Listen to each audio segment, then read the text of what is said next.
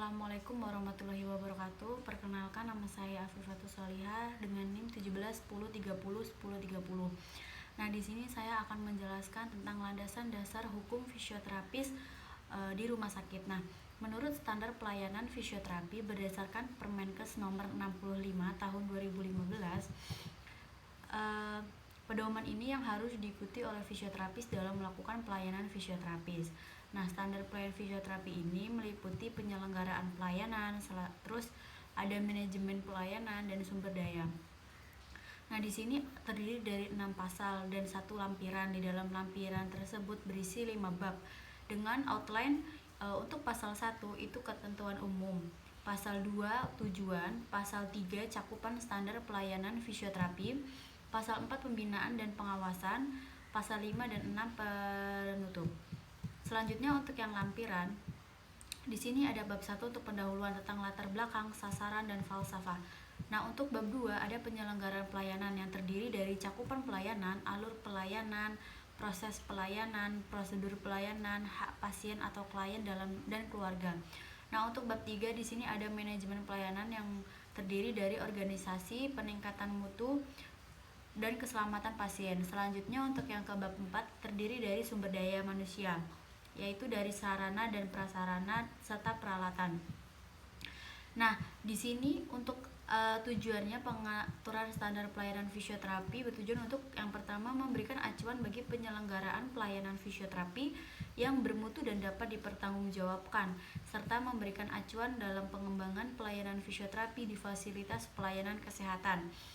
Yang ketiga, memberikan perlindungan dan kepastian hukum bagi fisioterapis dalam menyelenggarakan pelayanan fisioterapi dan melindungi pasien atau klien sebagai penerima pelayanan fisioterapi.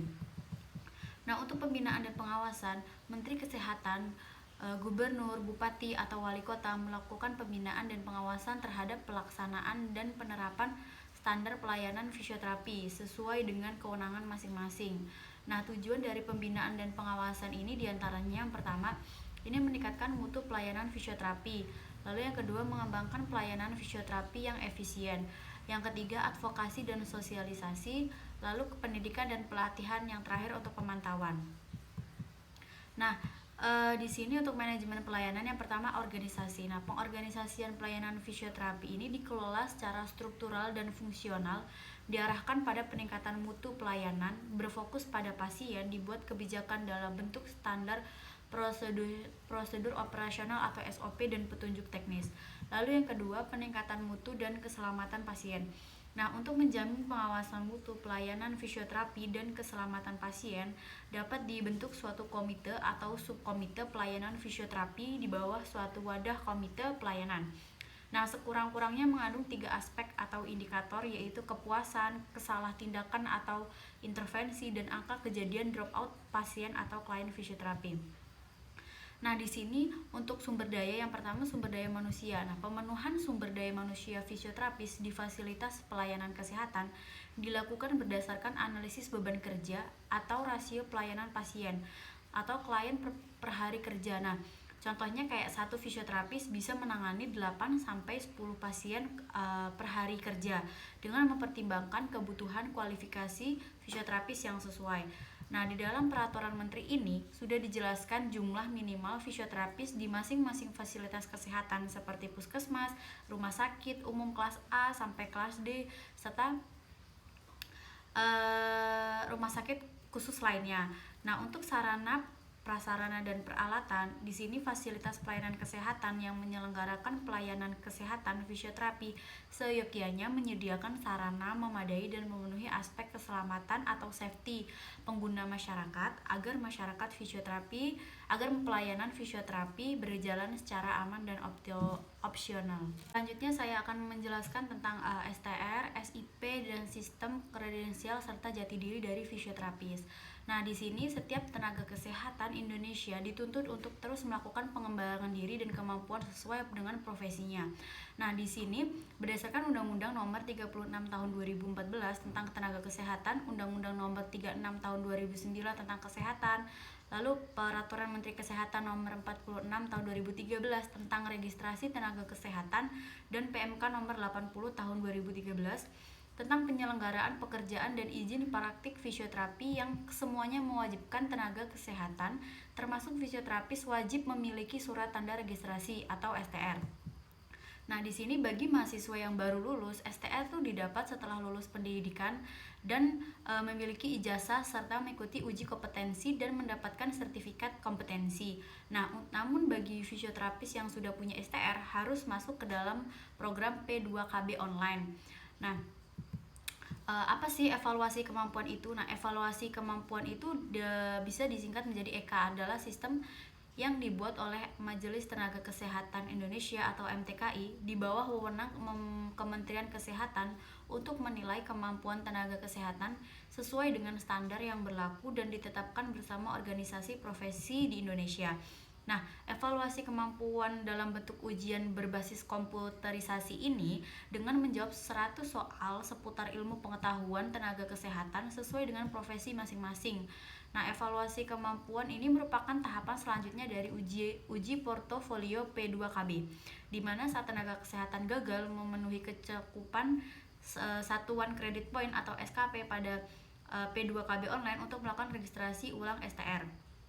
Nah, di sini untuk peserta evaluasi kemampuan akan dikategorikan sesuai dengan jumlah kekurangan SKP, yaitu untuk kategori A perolehan SKP 20-24, kategori B SKP 15-19, C 10-14, D 5-9, E 0-4. Nah, di sini permohonan yang mengikuti evaluasi kemampuan dinyatakan lulus apabila mencapai target nilai sesuai ketentuan dan kepadanya akan diberikan rekomendasi perpanjangan STR, dan bagi yang dinyatakan tidak lulus diberi kesempatan untuk mengikuti evaluasi kemampuan ulang. Nah, kesempatan mengulang evaluasi kemampuan diberi sebanyak 2 kali. Jika setelah 2 kali mengulang dan dinyatakan gagal, maka yang bersangkutan harus mengikuti pendidikan dan pelatihan di tempat atau lembaga pelatihan yang ditunjuk oleh Ikatan Fisioterapi Indonesia. Nah, selanjutnya saya akan menjelaskan tentang sistem kredensial fisioterapi. Nah, kredensial fisioterapi ini merupakan salah satu upaya rumah sakit dalam menjalankan tugas dan tanggung jawab untuk menjaga keselamatan pasien dan berstandar kompetensi profesi bagi fisioterapis yang melakukan pelayanan kesehatan di rumah sakit. Nah, upaya ini dilakukan dengan menjamin bahwa setiap pelayanan kesehatan yang dilakukan oleh fisioterapis dilakukan oleh fisioterapis yang berkompeten. Nah, persyaratan kompetensi ini meliputi 2 komponen, yaitu yang pertama komponen kompetensi keprofesian fisioterapis yang terdiri dari kognitif, afektif, dan psikomotor. Lalu yang kedua, komponen kesehatan yang meliputi kompetensi fisik dan kompetensi mental yang dapat dinilai melalui pemeriksaan kesehatan.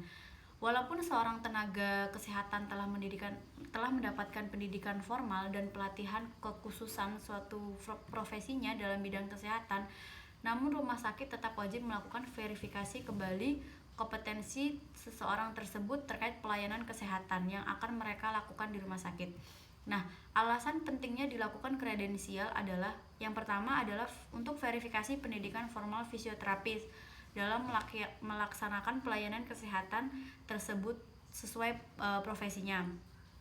Yang kedua, sebagai bahan evaluasi untuk pendidikan dan pelatihan berkelanjutan bagi fisioterapis. Lalu yang terakhir, mempersiapkan profesionalisme fisioterapis untuk memasuki masyarakat ekonomi ASEAN.